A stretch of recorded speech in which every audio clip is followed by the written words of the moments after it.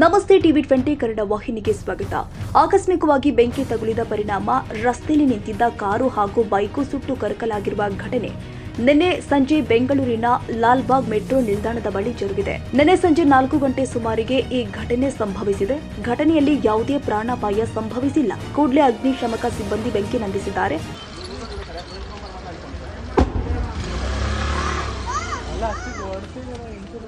Tank open है इधर से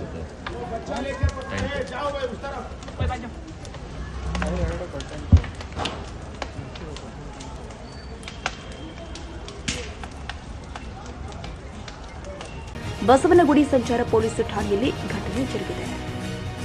ಕನ್ನಡಿಗರ ಮೆಚ್ಚಿನ ನಿಮ್ಮ ಟಿವಿ20 ಕನ್ನಡ ವಾಹಿನಿ ಇದೀಗ ಟಿವಿಯಲ್ಲಿ ಲಭ್ಯ.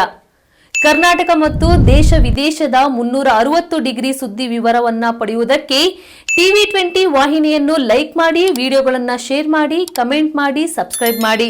HCN ಕೇಬಲ್ 842 ನಂಬರ್ನಲ್ಲಿ ಹುಕ್ಕೇರಿ ತಾಲೂಕು ಹಾಗೂ ಸಂಕೇಶ್ವರದ ಸುತ್ತಮುತ್ತಲಿನ ಹಳ್ಳಿಗಳಲ್ಲಿ ಲಭ್ಯ. PCN ಕೇಬಲ್ 129 ನಂಬರ್ನಲ್ಲಿ ಹಾರುಗೆರೆ ಸುತ್ತಮುತ್ತಲಿನ ಹಳ್ಳಿಗಳಲ್ಲಿ ಲಭ್ಯ. ರಾಯಬಾಗ್ ಡಿಜಿಟಲ್ ಚಾನೆಲ್ ಕೇಬಲ್ 80ನೇ ನಂಬರ್ನಲ್ಲಿ ರಾಯಬಾಗ ತಾಲೂಕಿನ ಸುತ್ತಮುತ್ತಲಿನ ಹಳ್ಳಿಗಳಲ್ಲಿ ಲಭ್ಯ. UDCN ಕೇಬಲ್ ನೆಟ್ವರ್ಕ್ ಉಗಾರ ಸುತ್ತಮುತ್ತಲಿನ ಹಳ್ಳಿಗಳಲ್ಲಿ ನಿಮ್ಮ ಟಿವಿ20 ಕನ್ನಡ ವಾಹಿನಿಯೂ ಲಭ್ಯ.